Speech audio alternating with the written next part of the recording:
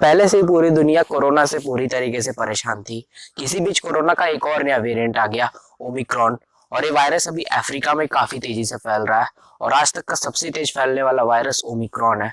जी हाँ। और ये खबर सुनते ही अमेरिका जैसे बड़े बड़े देशों ने अपने देशों में अफ्रीका से आने वाली सारी फ्लाइट्स को बैन कर दिया है। और अब ये वायरस अब इंडिया में भी आ गया है, जैसे कि आपको पता ही होगा। तो ऐसे में हमें जान लेना चाहिए कि इस वायरस के सिम्टम्स क्या क्या है, इसके लक्षण क्या क्या है और हम इससे बच कैसे सकते हैं, कैसे सावधान रह सकते हैं।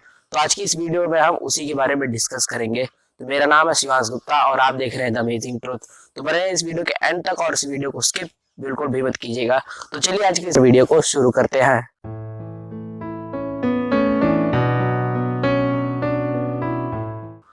पहले हम इसके लक्षणों को जान लेते हैं, यानी कि इसके सिम्टम्स को पहले हम जान लेते हैं अच्छे से, क्योंकि बगैर इसे जाने इससे बचना मुश्किल है। दरअसल ये वायरस इंडिया में सबसे पहले कर्नाटक में आया था और इसके लक्षणों को जानने के लिए हमें सबसे पहले इसके पेशेंट्स को चेक करना पड़ेगा। दरअसल कर्नाटक में एक डॉक्टर को ये वायरस हुआ था। उस डॉक्टर ने बताया कि उसे बीते कुछ दिनों से काफी कमजोरी, थकान, बुखार ऐसे सब लक्षण दिख रहे थे, जिसे उसने सीरियसली लेकर जाकर अपना टेस्ट कराया और वो टेस्ट पॉजिटिव आया, जिससे जाहिर होता है कि ओमिक्रॉन जो वेरिएंट है इसके लक्षण काफी गंभीर नहीं बल्कि एकदम हल्के फुल्के होते हैं, जैसे कमजोरी, थकान, बुखार ऐसे सब लक्षण होते हैं इस ओमिक्रॉन वेरिएंट में। जैसा कि मैंने आपको इस वीडियो के स्टार्टिंग में ही बताया कि इस वायरस का केंद्र अभी दक्षिण अफ्रीका बना हुआ है, क्योंकि ये वायरस अभी वहां पर काफी तेजी से फैल रहा है। इसी को लेकर दक्षिण अफ्रीकी साइंटिस्टों ने कुछ बात साझा की है। उन्होंने कहा है कि इस वायरस के जो लक्षण है वो बहुत ही गंभीर नहीं होते हैं, जैसे कि मैंने आपको अभी थोड़ी देर पहले बताया भी है। हालांकि हल्के फुल्के लक्षण होने की वजह से लोगों को इसका पता नहीं चलता बिल्कुल भी और इससे संक्रमण फैलने की संभावना रहती है। और इसीलिए आपको भी अगर बुखार, कमजोरी, थकान ऐसे सब अगर लक्षण है तो आप अपना टेस्ट जरूर करवाएं। जैसे कि मैंने आपको भी थोड़ी देर पहले ही बताया कि इंडिया में इस बीमारी का केंद्र कर्नाटक बना हुआ है, क्योंकि ये वायरस सबसे पहले वहीं पर आया था। तो इसी को लेकर कर्नाटक के स्वास्थ्य मंत्री ने भी इसको लेकर कुछ बात साझा की है। उन्होंने कहा है कि हालांकि अभी ये नहीं कहा जा सकता कि वायरस अभी कैसे फैलता है। हालांकि सारे जो मामले थे उनकी पहचान कर ली गई है और कोई बड़ी दिक्कत वाली बात नहीं पाई गई है, जैसे कि डेल्टा वायरस में था। डेल्टा वायरस में लोगों को सांस लेने जैसी गंभीर लक्षण दिखाई देते थे डेल्टा वायरस में, वैसा भी ओमिक्रॉन में तो अभी कुछ भी नहीं है।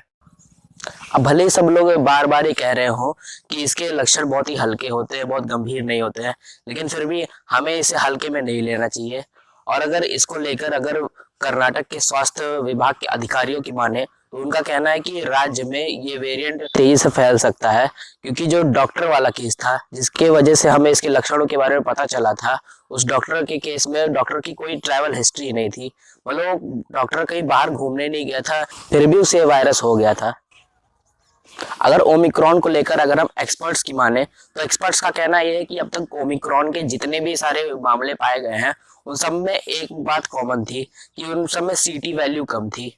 और यही वजह है कि सारे इंटरनेशनल पैसेंजर्स जो थे उनकी सारी पॉजिटिव रिजल्ट्स को जीनोम सीक्वेंसिंग के लिए भेज दिया गया है। यानी कि अब जीनोम सीक्वेंसिंग ही अब ये बात बताएगा कि क्या हमें वाकई में ओमिक्रॉन को लेकर गंभीर हो जाना चाहिए या फिर इसे ऐसी हल्के में ले लेना चाहिए। WHO यानी कि वर्ल्ड हेल्थ ऑर्गेनाइजेशन भी इससे इतना डरा हुआ है कि WHO ने भी इसे वेरिएंट ऑफ कंसर्न घोषित कर दिया है।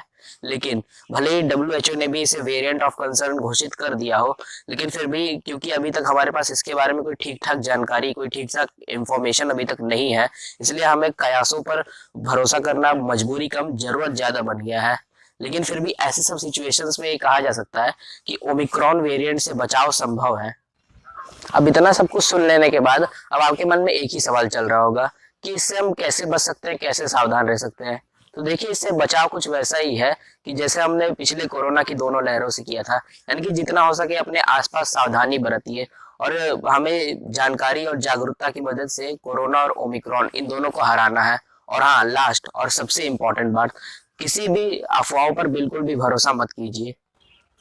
सो अब आई होप आपको सब कुछ अच्छे से समझ में आ गया होगा कि ये ओमिक्रॉन क्या है, इसके लक्षण क्या क्या है और हम इससे कैसे बच सकते हैं।